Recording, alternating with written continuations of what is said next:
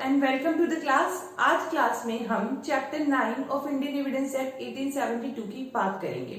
तो Indian Evidence Act 1872 जो है वो चैप्टर 9 किसके बारे में है? वो बात है ऑफ विटनेसेस। विटनेसेस गवाह, साक्ष्य के बारे में बात करता है।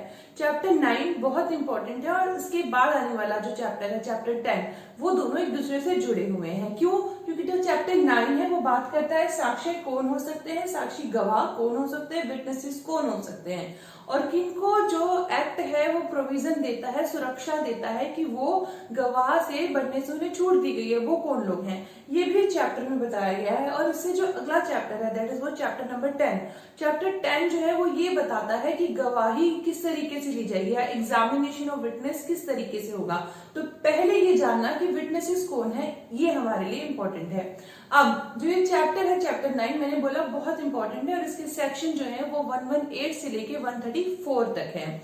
तो इन सेक्शंस को हम एक ही क्लास में कवर नहीं करेंगे, जैसे कि थंबनेल से हमें पता चल रहा है। इस जो क्लास की जो बात है, पार्ट है, वो 4 पार्ट होंगे। उनमें से आज हम पढ़ने वाले हैं 118, 119 और 120 और एक और जो कि लास्ट सेक्शन है हमारा 134, वो हम पढ़ेंगे। क्यों, उसका रीजन भी मैं बताऊंगी आपको। और नेक्स्ट क्लास में हम पढ़ेंगे सेक्शन 121 से लेके 129 के प्रोविजन जो कि प्रिविलेज्ड कम्युनिकेशन के बारे में बात करते हैं और वो बहुत ही इंपॉर्टेंट है। ये जो सेक्शन हम आज पढ़ने वाले हैं ये प्री के पॉइंट ऑफ व्यू से बहुत इंपॉर्टेंट है और जो नेक्स्ट प्रिविलेज्ड कम्युनिकेशन है वो मेन की एग्जामिनेशन पॉइंट ऑफ व्यू से बहुत इंपॉर्टेंट है। जो हम बात करें प्रिविलेज्ड कम्युनिकेशन की, वो कम्युनिकेशन आपकी कोई भी एग्जाम LLB, LLM, आप कोई भी एग्जाम दे रहे हो वहां पर मेन में आ सकता है और यहाँ पर जो सेक्शन आज हम पढ़ेंगे वो प्री में आ सकते हैं, जुडिशियल एग्जामिनेशन में स्पेसिफिकली। और फिर उसके बाद हम जो थर्ड वीडियो बनाएंगे वो बनाएंगे 130, 131 और 132 की, और जो फोर्थ वीडियो होगी वो 133 सेक्शन पे होगी, कंप्लायंस के बारे में जो बात करता है और वो बहुत ज्यादा इंपॉर्टेंट सेक्शन है। तो हम ये 4 पार्ट में इस सेक्शन जो चैप्टर को कंप्लीट करने वाले हैं। तो आज की बात कर लेते हैं। क्या है? पहला सेक्शन है सेक्शन 118, हु मे टेस्टिफाई। देखिए, जब हम यहाँ बात कर रहे हैं हु मे टेस्टिफाई, किसको टेस्टिफाई किया जा सकता है, टेस्टिफाई किसको एग्जामिन किया जा सकता है, कौन गवाह बनने योग्य है, ये सेक्शन 118 बात करता है। लेकिन जो इसी चैप्टर का 134 सेक्शन है वो ये बात करता है नंबर ऑफ विटनेसेस, कितने विटनेसेस होने चाहिए। तो आप सबसे पहली बात ये समझ लीजिए सेक्शन 134 ये बोल रहा है और ये भी प्री के लिए इंपॉर्टेंट क्वेश्चन आता है क्या कि 134 ये बोल रहा है कि नंबर ऑफ विटनेसेस कुछ भी नहीं मेंशन किए गए हैं। एक फैक्ट को साबित करने के लिए मिनिमम इतने विटनेसेस चाहिए, मैक्सिमम इतने विटनेसेस चाहिए, ऐसा कुछ भी नहीं है। मींस अगर एक व्यक्ति एक फैक्ट को रीजनेबली जो है प्रूव कर पाए, एविडेंस दे पाए, तो वो साक्ष्य भी काफी होगा। इसका मतलब मिनिमम रिक्वायरमेंट या मैक्सिमम रिक्वायरमेंट जैसी कोई बात नहीं, नंबर ऑफ विटनेसेस की बात नहीं हो रही, क्वांटिटी की बात नहीं हो रही, क्वालिटी की बात हो रही है। मीन्स एक व्यक्ति ऐसा है जो इतना पुख्ता सबूत रखता है, इतनी पुख्ता गवाही लेके आता है कि उसकी गवाही से पूरा केस डिसाइड हो जाता है, तो वो काफी है। Number of witnesses minimum maximum कोई कंसेप्ट नहीं है, तो हमें ये सेक्शन 134 बता दे रहा है। तो ये तो हो गया चैप्टर 9 का सबसे इंपॉर्टेंट सेक्शन 134।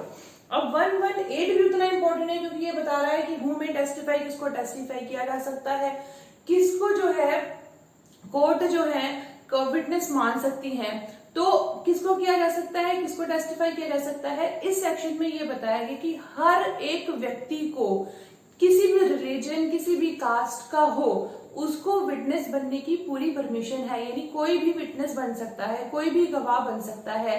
ये जो सेक्शन है उसकी थोड़ी बहुत नेगेटिव टर्म की डेफिनेशन है क्योंकि वो बोलती है कि कोर्ट जो है प्रिवेंट, अगर जो कोर्ट ये समझते हैं कि उसको जो है उस व्यक्ति को, विटनेस को प्रिवेंटेड नहीं किया गया है, प्रिवेंट नहीं किया गया, किस चीज से प्रिवेंट नहीं किया गया, गवाही देने से। और कौन जो उसको प्रिवेंट कर रहा है, वो प्रिवेंट इस तरह से, पहली बात तो कैसे हो रहा है, वो प्रिवेंट इस तरीके से हो रहा है कि उसको दिए गए क्वेश्चंस को वो समझ नहीं पा रहा है और उसके दिए हुए क्वेश्चंस के वो रैशनल आंसर नहीं कर पा रहा है।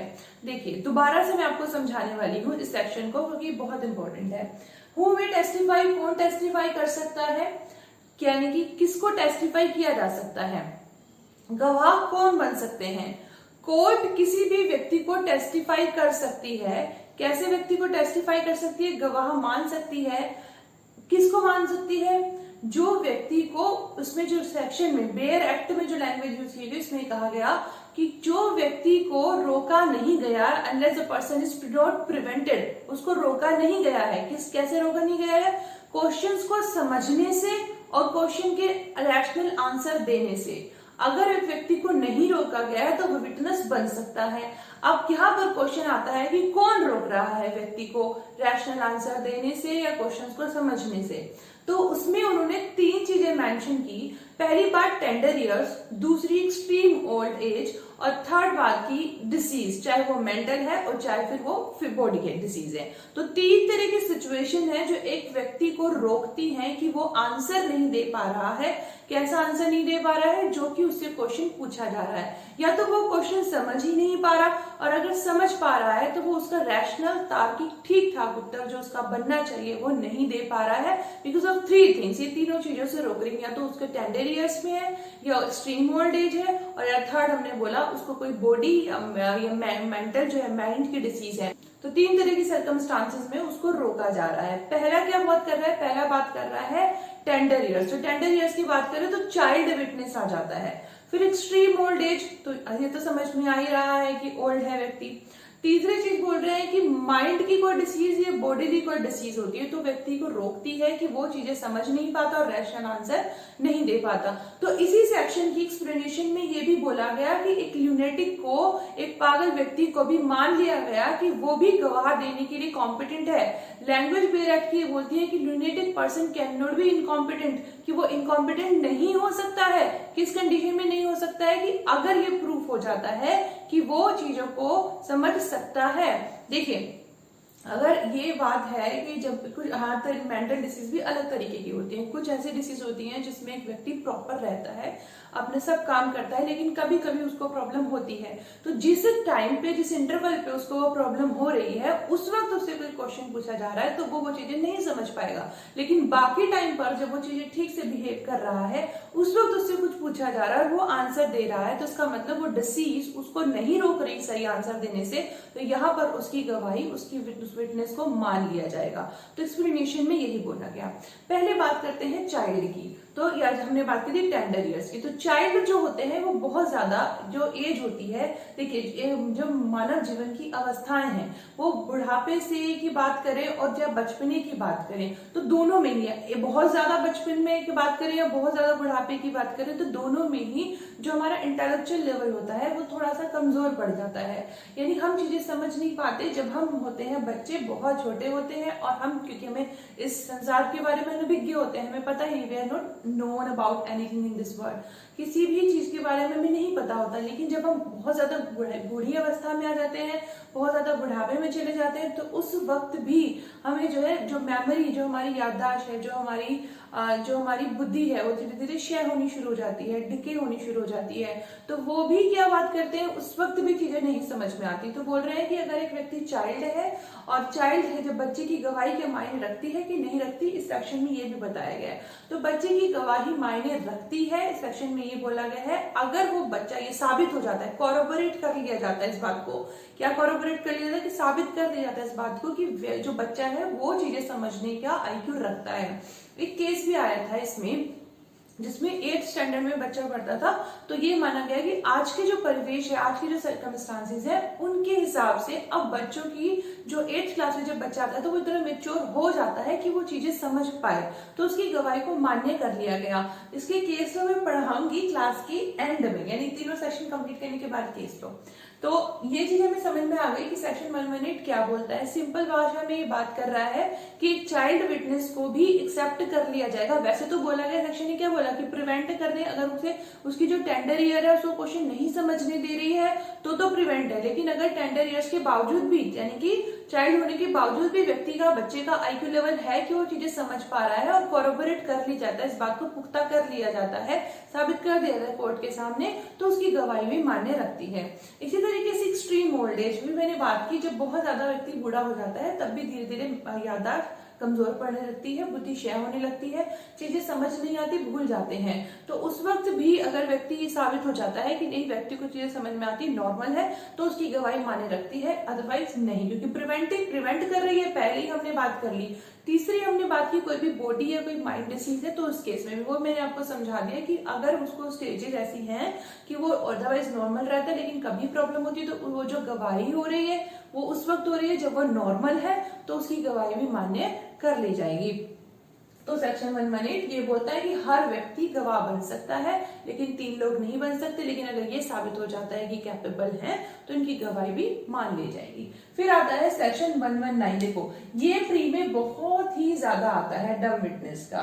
पूछते हैं, मैं आपको क्वेश्चन बता देती हूँ कैसे पूछते हैं। ऐसे पूछा जाता है कि जो डम विटनेस होता है उसकी गवाही कैसे मानी जाएगी, कैसे क्या होता है कि ओरल एविडेंस होगा या फिर उसका डॉक्यूमेंट्री एविडेंस होगा। देखो ये बात मैं पहले भी बता चुकी हूँ जब हमने ओरल एविडेंस डॉक्यूमेंट्री एविडेंस के बारे में बात कर रहे थे कि जब एक डम विटनेस कोर्ट में आता है और उसको जो है लिखना जानता है, वो पढ़ना जानता है, वो साइन लैंग्वेज है उसके पास, वो अपनी बातें समझा रहा है, तो अगर वो लिख पढ़ के कोई बात कह रहा है तो वो उसका ओरल एविडेंस ही माना जाएगा, डॉक्यूमेंट्री एविडेंस नहीं माना जाएगा। वो कोर्ट में आया और लिख पढ़ नहीं सकता, बोल नहीं सकता, तो वो अपनी जो है लिख के कोई बात बता रहा है तो वो ओरल एविडेंस कंसीडर होगा, डॉक्यूमेंट्री एविडेंस कंसीडर नहीं होगा। यही क्वेश्चन प्री में बार बार आता है कि उसको ओरल एविडेंस मानेंगे, डॉक्यूमेंट्री एविडेंस मानेंगे, वो ओरल एविडेंस मानेगा क्योंकि जो है वो व्यक्ति बोल नहीं सकता और उसकी इनकेपेबिलिटी है, लेकिन वो लिख के जो जवाब दे रहा है उसको ऐसा ही मान्य किया जाएगा जैसे कि मौखिक साक्ष्य हो। अब आता है section 120। Parties to civil suit and their wife or husband or wife of such person under criminal trial। अब देखो सेक्शन 120 की जब हम बात करें तो इसके लिए हम एक बात समझते हैं। पहले जैसे हम हिंदू लोग में पढ़ ही रहे हैं कि एक महिला और एक पुरुष को जब विवाह के बाद उन्हें ऐसा समझा जाता था कि वो एक आत्मा है, मतलब एक ही है, दोनों को एक समझा जाता था। तो जो भी एक्शन एक हस्बैंड लेता था वो समझा जाता था कि वाइफ के बिहाफ पे भी लिए जा रहे हैं। तो लेकिन चेंजिंग जो हुए, सर्कमस्टांसेस चेंज हुई, तो अब कैसे हो रहा है कि दोनों ही तरह की बात की, सिविल सूट की भी बात कर दी और क्रिमिनल ट्रायल की भी बात कर दी। बोले कि अगर सिविल सूट है, सिविल सूट में कोई मुकदमा आता है, चाहे हस्बैंड के खिलाफ आता है, ठीक है, हस्बैंड के खिलाफ एक मुकदमा आता है, तो क्या वाइफ को गवाह बनाया जा सकता है?